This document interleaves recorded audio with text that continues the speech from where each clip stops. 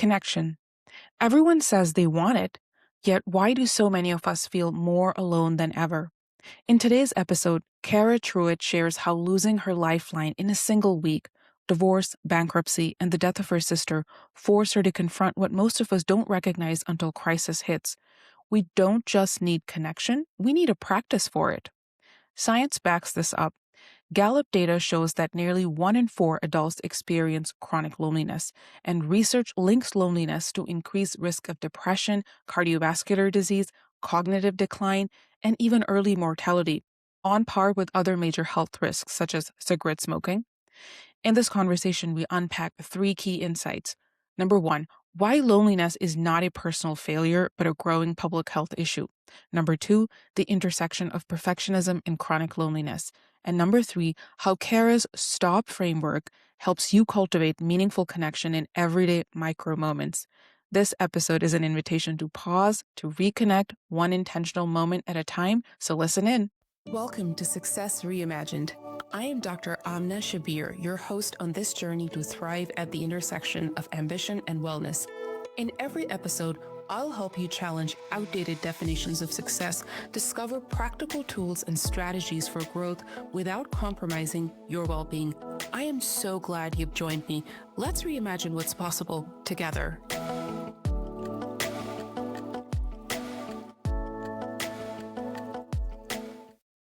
Today's guest is Cara Truitt, a dynamic entrepreneur, speaker, coach, and community builder based in Charlotte, North Carolina. With over 2 decades of experience across creative, corporate, nonprofit, and wellness spaces, Cara has built a career centered on one powerful idea, that connection is both our greatest need and our greatest strength. She is the founder and executive producer of TEDx Sugar Creek Women, the Charlotte chapter host of Mic Drop Club, and the education director for NABO Charlotte. Named one of the top 50 women to know in North Carolina in 2024, Cara helps aspiring speakers find their voice while creating communities where authentic connections can thrive. Welcome, Cara. Thank you so much for having me. It's such a pleasure to be with you. I am absolutely excited to get into our conversation because I know my audience really needs to listen to this, what we're about to talk. You have built communities, curated stages, and created spaces for others to connect. What originally drew you to this mission of building connection? Well, my story really started with losing a lot of community connection. And I was coming through after an abusive marriage and going through a really hard time. Filed for divorce on a Monday, filed for bankruptcy on a Wednesday, and then my sister passed away on a Friday. So in the course of 1 week, I lost my lifeline. I lost so much connection because in the process of anyone that has ever left any kind of abusive situation, you know that you also end up losing a lot of other things along the way, both physical, but also more importantly, relational. So a lot of friends and just groups and things that I was a part of that no longer were a place that I could be. And so I really got very busy during that time with just taking care of my immediate family. After I lost my sister, my immediate family was my top priority, my parents, my other amazing siblings. After about another year or 2, I got married again and was just working in the wellness field, taking care of a lot of other people, both from the wellness standpoint and then the family structures. But I really lost and missed that community connection piece. And I didn't even realize how much I needed it until one day, about a couple of years afterward, when I sort of rebuilt my life and was just very busy, thinking that I had done a lot of more healing than I actually had, walked into this community in Charlotte, North Carolina. It was a yoga studio.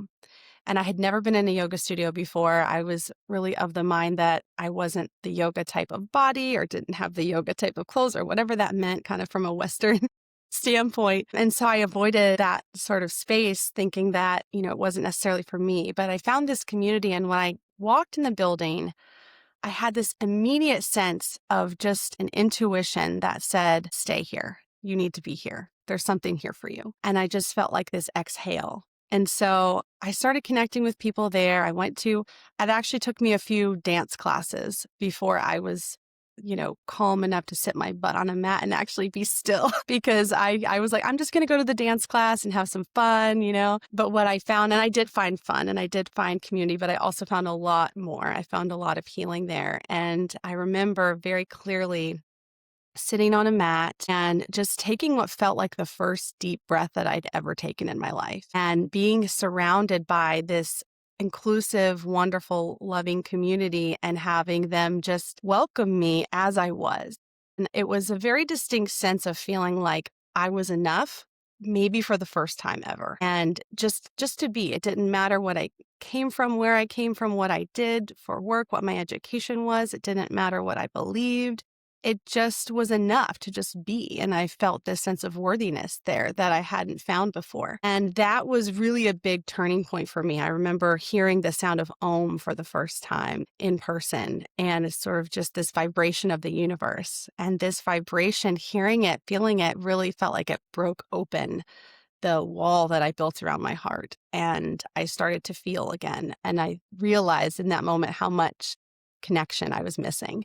And so from there, I really kind of leaned into that particular community and I started working there. I ran to the front desk and said, I would love to be a part of this. How can I get involved? And so they said, yeah, you can volunteer. They had an ambassador program. So I waited on the wait list for like a year and then joined their ambassador program. And at the time I was running healthcare offices in physical therapy and then chiropractic. And it was a really hectic kind of busy, as you know, schedule in healthcare offices. And I was feeling a lot of stress. So every time I went to the studio, it was just my safe place. It was like my second home. And eventually they approached me and asked if I'd like to apply for their management position to run the business. And I did, and I accepted their business manager position and then took over a couple of locations here in Charlotte and was running those for a few years as their director of operations when the owners decided to sell the business. And at the time, I had a toddler.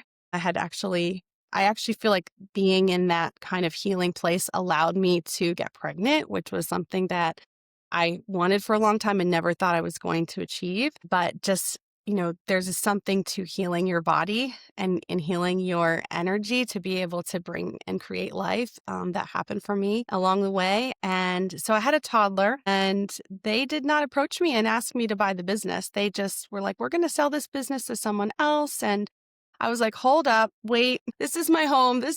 I went into like caretaking mode and said, would you consider selling it to me?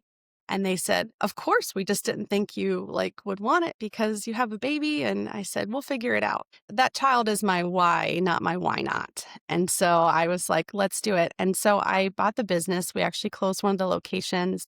And that was a big transition for the community too, because we had to learn how to really create such an incredible space for people that they'd be willing to travel from one place to another to stay a part of the community. And so that was a big lesson in adaptation and how do we bring people together in a new way. And that served me really well because about 6 months later hit the pandemic.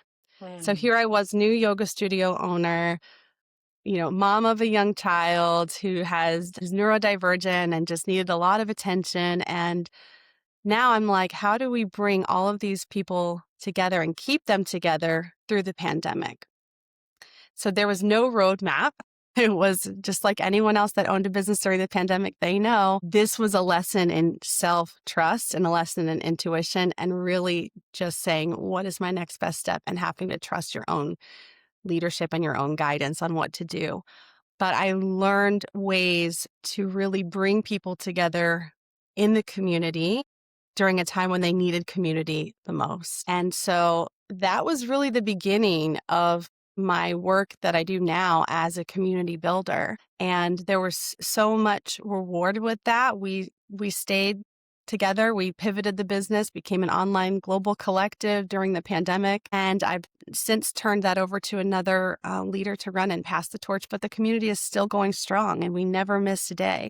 I had students that came to me and said, I would have gone back to drinking. I've been sober for 30 years and I would not have kept my sobriety had we not stayed in community in that way that you led us through that. And what one person saying that to me was worth all of the work, all of the effort that it took to run that business. Because a lot of people in the same industry just closed because there didn't feel to be a lot of options during the pandemic. So that really created a drive in me. And my goal, whether it's a stage, whether it's a retreat, whether it was the yoga studio, what all of the different ways that I bring people together, I always say that I want people to have an opportunity to come as they are and leave as more of who they are, because that is what really changed my life, was having that space, that opportunity to do that. And so now it's sort of morphed into this other area of creating stages for people to not only come, but then also to share. Absolutely fascinating. And what a wonderful journey in which I'm sure you made it look so like it flowed when you talked about it, but I can only imagine all the things that were going behind the scenes. And what really stood out for me, Kara, as you were mentioning that in the start when you talked about the yoga studio and finding your healing was this combination of movement and community and something beautiful when you merge those two things together.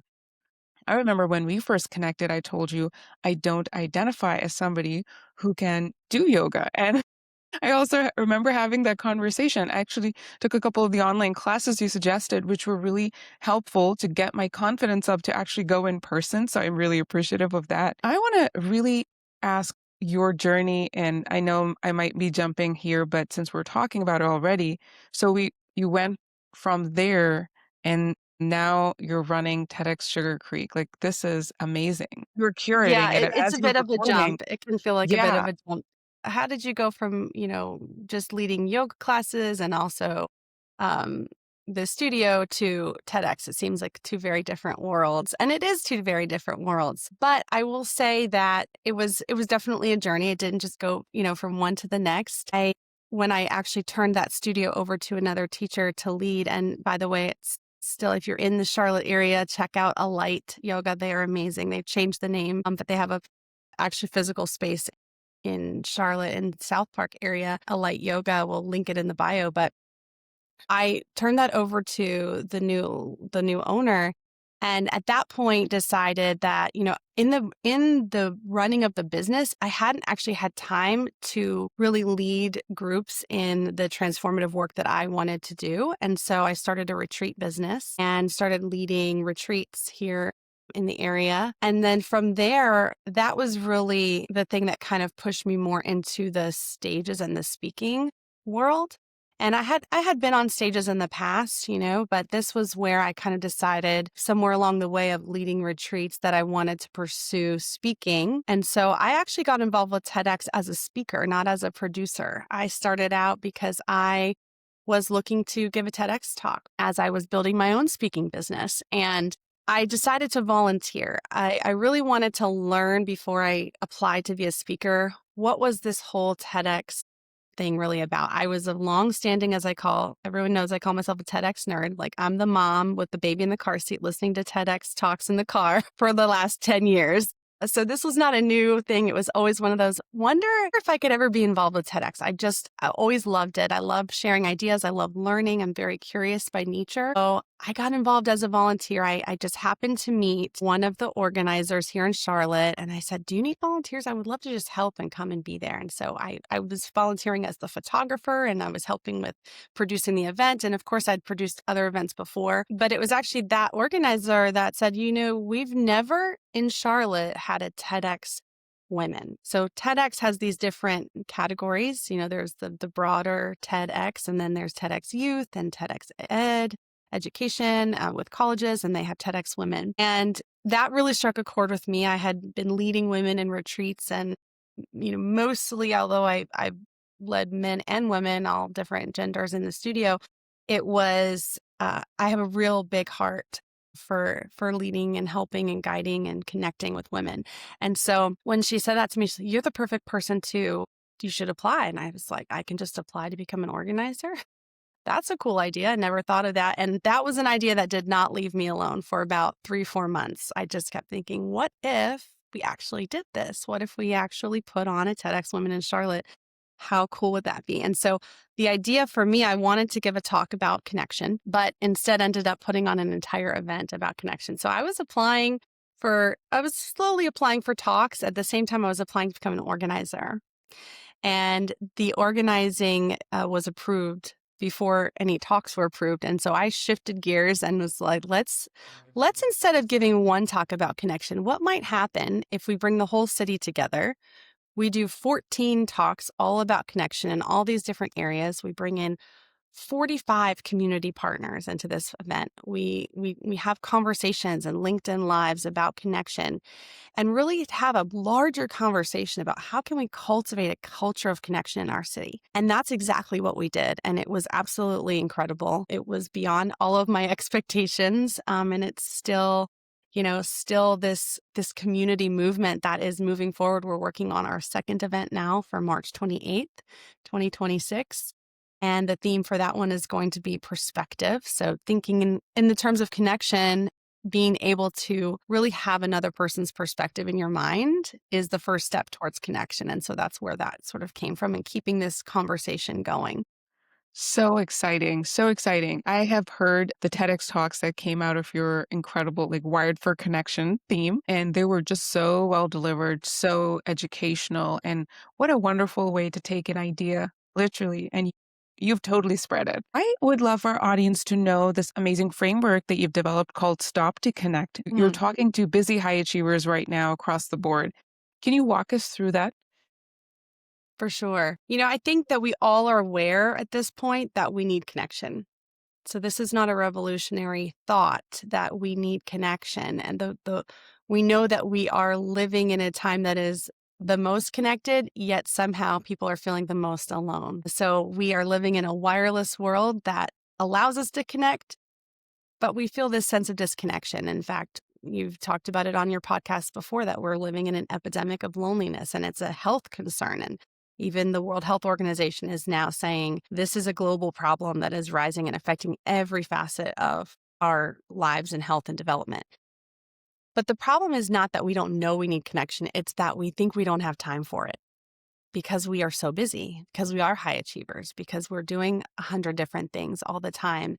And so what happens is we think, okay, I know I need to take time to connect with myself, to connect with other people in a deep way, but I'll do it later. I'll do it when I take my walk, when I go, to yoga, when I go to church, when I go to my friends group, then I'll take time out and I'll think about connecting deeply. But often what happens is sometimes that time is very few and far between and it doesn't really come. And in the meantime, we are allowing the distraction and the disengagement and the energy of all the things that are swirling around us to carry us into other conversations and opportunities for connection that we're then missing. We're missing those opportunities for those to become meaningful connections, both with ourselves and with other people. And so this really came out of a time when I was just feeling extremely strained and drained. And even though I'm doing work of connection, it still takes, intention to be able to feel that myself. And so I finally just said, stop. I just have to stop and connect. And this was before I was walking into an event with a group of people, and I just wasn't feeling that I was showing up in full connection because I had just received a really tough phone call. And I had a choice to either leave or stop, connect with myself, reset my intention, and walk into that group with an openness and a trust that there was something there for me. And so that's what I chose to do. And now when I drive around and I see stop signs, I think every time we're going places, we have opportunities to stop, even if it's just for a micro moment. Before you get out of your car, before you walk into the door, before you hit join on the Zoom call, you have a moment where you can decide how you want to walk through that door. You can walk through it distracted, disengaged, with your head in your phone, ready to just run in the door and get the job done. Or you can pause, stop to connect with yourself first before you connect with others and do it in a really intentional way so that when you walk in, you are showing up with intention, with meaning, and instantly, even if that interaction is just a few seconds long, you will create a deeper connection. You will create a presence that other people notice and feel seen by. And that's what people want in relationships. They want to feel seen. So STOP actually stands for set a silent intention. And I do mean silent. That means turn your phone off, turn off the podcast, turn off the radio, and get quiet, even if just for a couple of deep breaths, to really set an intention and say, why am I here? What do I want to do for this person? How do I want them to feel when they leave this interaction? How do I want to feel? What am I carrying forward on purpose into this opportunity for connection? So set a silent intention. T is to trust yourself. I have been networking in Charlotte for 25 years, and I can't tell you how many times I worked so hard on whatever I was selling, that elevator pitch on the way there, and was just like so stressed out that I was going to get the words wrong that I missed deep connection because I was worried about what I was going to say. The same way when we're, having conversations with people in an interview, or even with our kids or with our family, where we have to have a difficult conversation, we can be so wrapped up in getting those words right, and having a perfectionism mindset around what we're going to say, that we can miss that deep connection. And so there's a big piece around just trusting yourself. That's the T. Trust yourself that you can meet the moment, and that if you show up with intention and presence, you will be successful in making a connection. And then O is having an open heart and open mind. Often when we go to connect with people, we tend to go in with blinders on because we're setting intentions. We're like, okay, I know how this is going to go. I know how I want this to go. And maybe if you're out networking, or you are just connecting with people in a group setting, you know that one person in the room that you plan to talk to and what you want to accomplish in that conversation. And often that can cause you to miss out on other opportunities with other people in the room.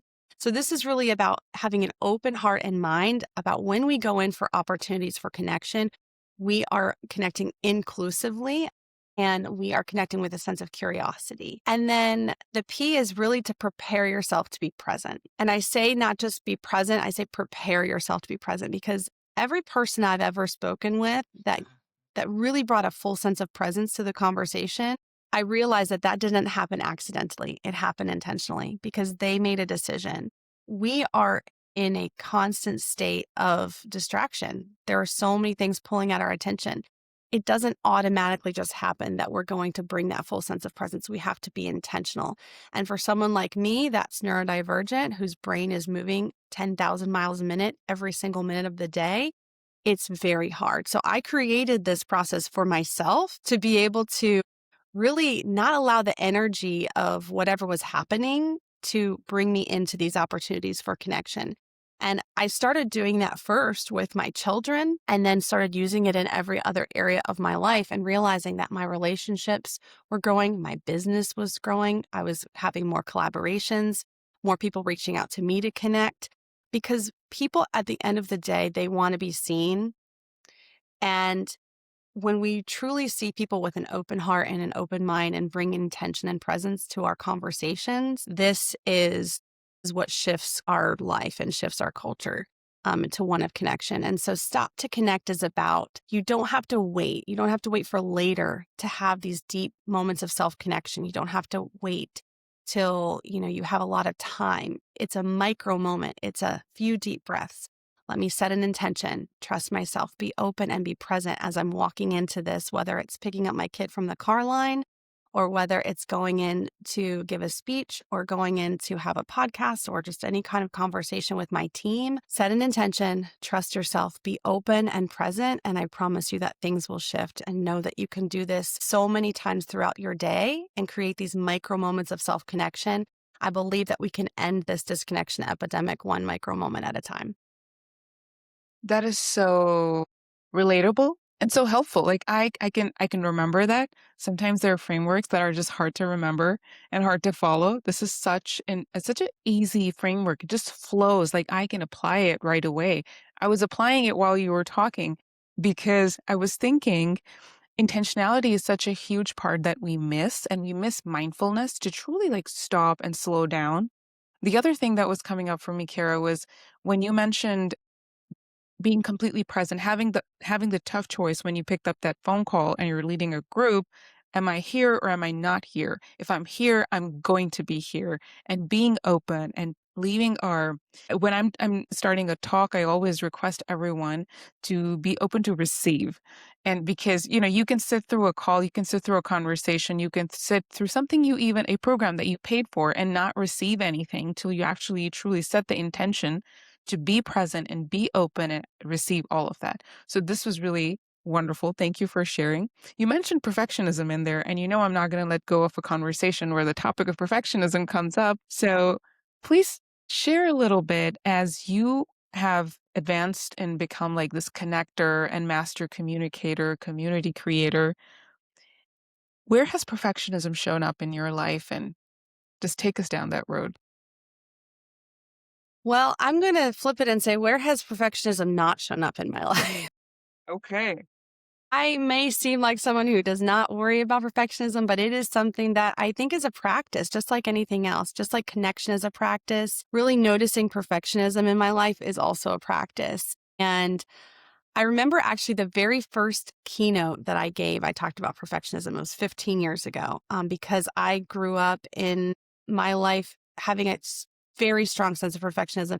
I actually, I believe I put that on my resume, on my CV when I would apply for jobs, like under qualities that you want in an employee. Like I would talk Oh, about the yeah. fact that I Wow. was a perfectionist. So, this Yeah. sort of culture around when you have a perfectionist working for you, they're going to get things done correctly. Um, so I wore it as like a badge, but also I think that at some point I realized that perfectionism is really what I call fancy fear. It's Mm. like this thing that we show off like, "Oh, yes, I'm a perfectionist. I can do all these things." But really it's fear. It's fear of failure. It's fear of, how we're going to be seen. And so that held me back in my early years. And so I've really, for the last, I'd say about 15 years, worked on that intentionally to notice when perfectionism is showing up. And I would say I thought I was doing really good at it until I had children. And I was like, whoa, the perfectionism in me has shown up in a whole new way, especially leading and guiding neurodivergent children who sometimes, when we're out, things aren't going to look the same as they do for other kids. And how can I allow them to be themselves, and show up in the world fully, authentically, learning about my own neurodivergence through having kids that were neurodivergent. I mean, it's shown up in a completely different way. So now for me, it's just a practice of noticing where it's showing up. And really trying not to use the word perfect too much, even with them, and not putting a lot of emphasis on things being perfect, but just, are we being kind? Are we being compassionate? Are we living into our values? Are we being intentional? Because I think that that is the only way that we can really move forward. But also noticing that it's okay that it's showing up.